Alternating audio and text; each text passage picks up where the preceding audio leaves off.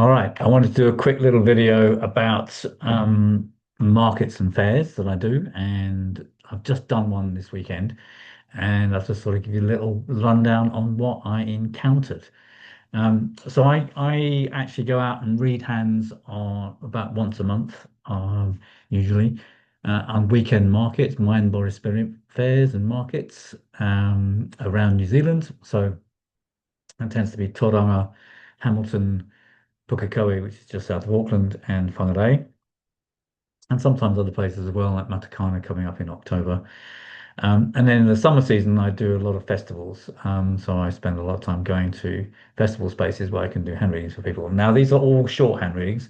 Um, Normally, when I'm doing hand reading, it's about an hour and a half to 2 hours for a full-on hand reading, and that gives me the time to take a handprint and look at all the details of the hand, whether that's the hand shape, whether that's the fingerprints, whether that's the lines.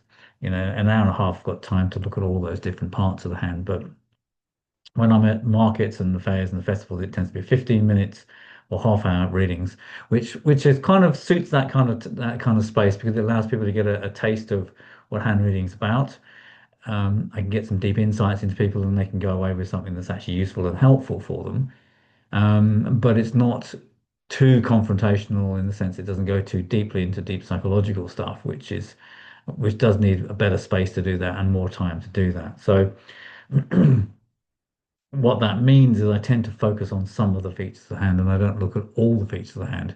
And so I thought I'd just explain a little bit about that because um, given the amount of information that you can get from the hand, when you've got a limited amount of time, you really need to focus on what the most significant and important features of the hands are in any given case, which is generally speaking always going to be the fingerprint pattern. So when I'm doing short readings, I focus on the skin ridges, the palmar dermatoglyphics, the fingerprints on the end of the fingers, the skin texture, and other things that are easy to see, like it's easy to see whether a finger is particularly long or particularly short.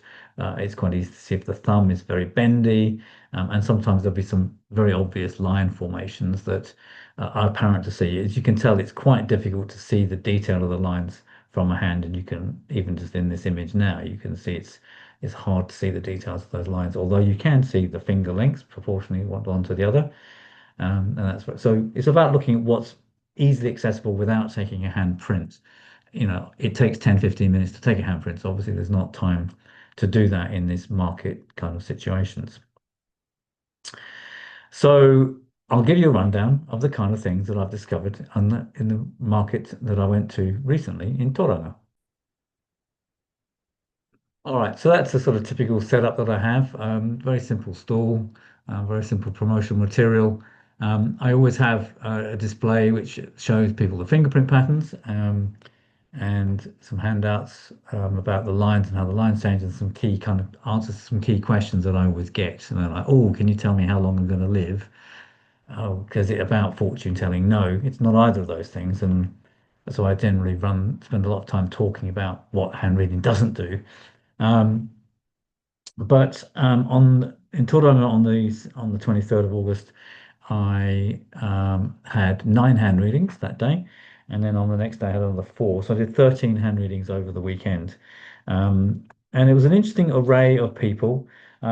Pretty much all women, I think. Yes, every single hand reading was with a woman. There were no men come for hand readings on that particular weekend. Um, so just to give you some examples, I started off with an early childhood education teacher. She had a fire hand shape and water skin texture, which is what you might expect for somebody working with children, and an increased index finger, which is very or commonly found in teachers. In the index finger being long is a common feature of people who are in positions of authority or positions of leadership in some kind of way where they're managing other people. But she also had very, very bendy thumbs, and this was a feature that came up a few times in this particular weekend was bendiness or flexibility in the thumb, where the thumb really bends back like that. People with bendy thumbs are always wanting to help other people, so you tend to find them in jobs that are either nursing jobs or social work or caring work or working with children in some kind of way. In fact, we had another early childhood educator come a little bit later on in the day. She had an air skin texture, so same hand shape, different skin texture, and she had an arch on the index finger, which is probably the most common fingerprint pattern you find on women who take those kind of teaching roles. But her emphasis was not so much on the sort of the kind of emotional connection with the children. She was much more interested in educating them, and particularly artistically. She had a long ring finger and she had a whirl on the ring finger, and the long ring finger with a whirl on it is a kind of classic formation for somebody who's doing artistic and creative work. And that was then true in another handprint that came up for a woman that came up in a few handprints later. I'll just show you her hand. And this woman's hands were really interesting because she had um, a combination of features that really were slightly surprising. First of all, again, she had a fire hand shape, as you can see from the palm here. It's a rectangular shaped palm.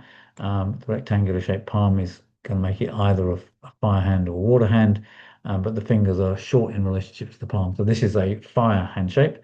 And the fire hand shape with a water skin texture is again a kind of good combination for creativity. The expression of emotion is a kind of metaphor for the way that the fire element works together with the water element.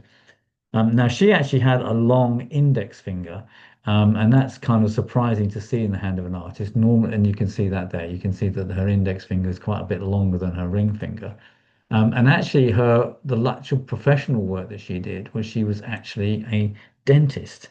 Um, and she traveled a lot around the world. So she was actually done a lot of dentistry in lots of different parts of the world. And you can see this from her earth line, that her earth line is very strongly extending out into the palm there, which is often an indication of someone who does quite a bit of traveling. So, but that actually wasn't really her motivation. That wasn't really her interest, and that's what she did for a day job. But what was particularly striking about her hand was the number of features in the hand that show her artistic sensibility. So the first thing to notice on that is the whirl on the ring finger. So when you find a whirl on the ring finger, and you can see I've drawn it on there like that, the whirl on the ring finger is one of the most important indicators of someone with a kind of creative design sense. They have some kind of original aesthetic sensibility, an original eye for line, color, design, drawing, the lay of things, how things look, the appearance of things. That's kind of really important to them. There's always an original way that they do that. And if nothing else to do with, if they're not actually artistic, they will do it in terms of their own appearance and dress as well. And you can see from this lady, she's wearing a very colourful shirt on this particular day. But in addition to that, what you'll notice is she's got a very strongly curved airline. It's a very long airline too, but it's a curved airline. And the curved airline is the classic indication of someone with a creative, imaginative mind.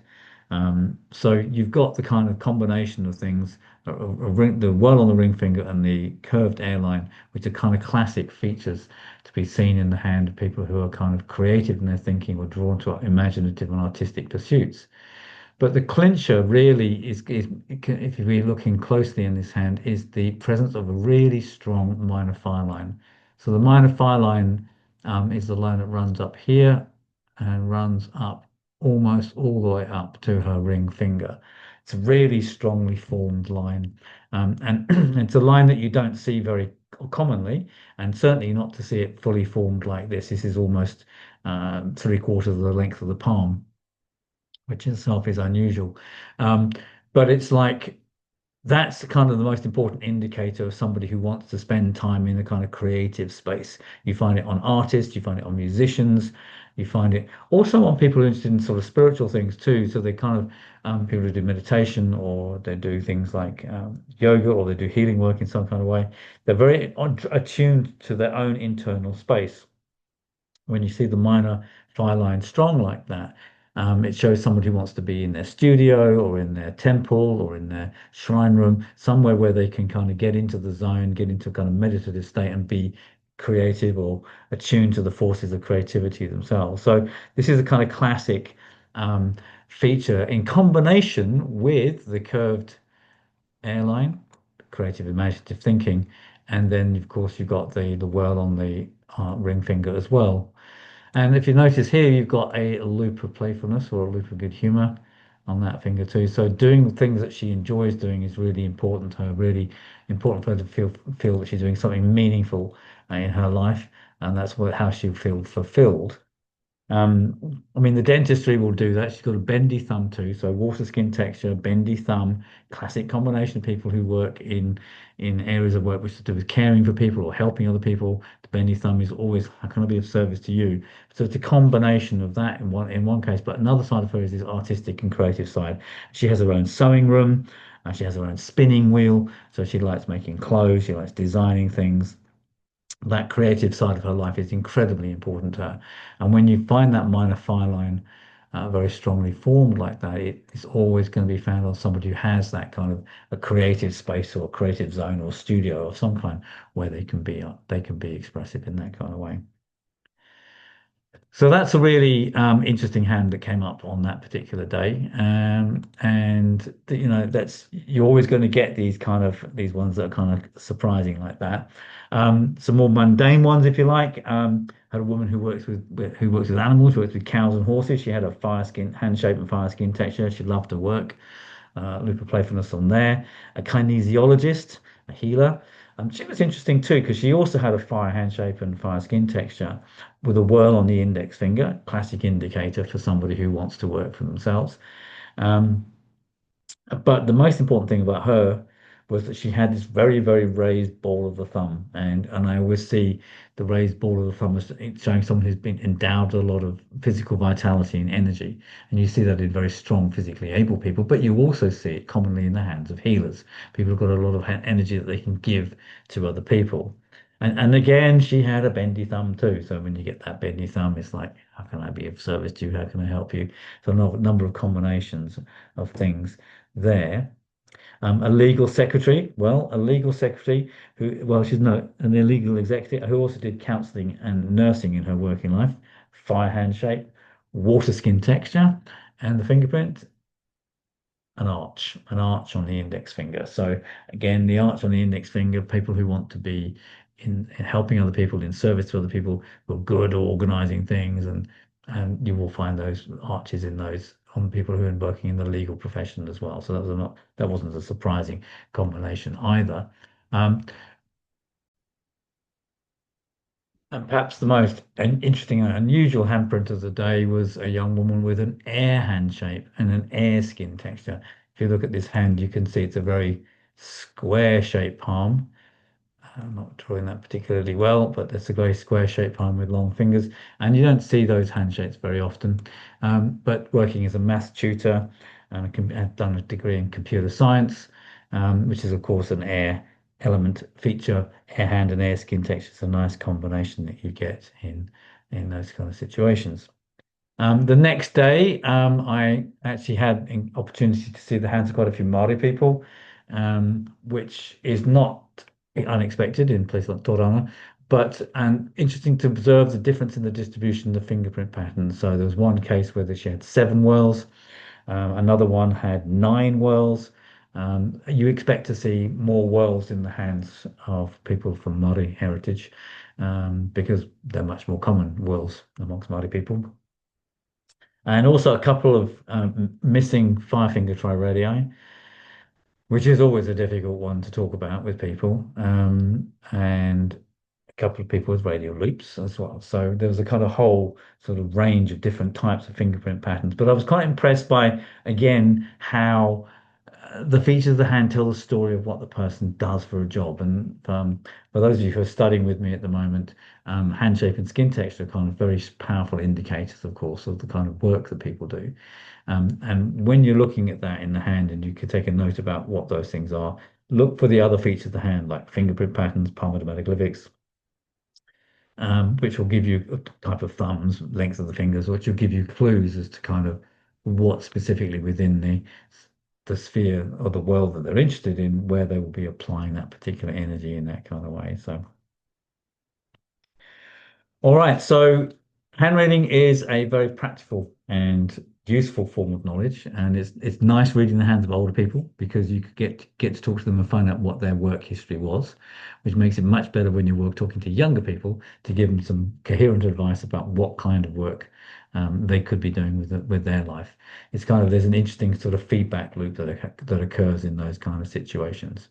So if you want to learn more about hand reading, come to my Patreon site, and you can sign up there for some regular information and newsletters and study sheets. And also I announce there all the courses that I run too. So I've just been teaching a course on the hand shape and the morphogamy of the hand, and I've got a course coming up on the lines starting on the 21st of September. So if that's the sort of thing that interests you, subscribe to the YouTube channel here and come over to Patreon, and we'll see you soon.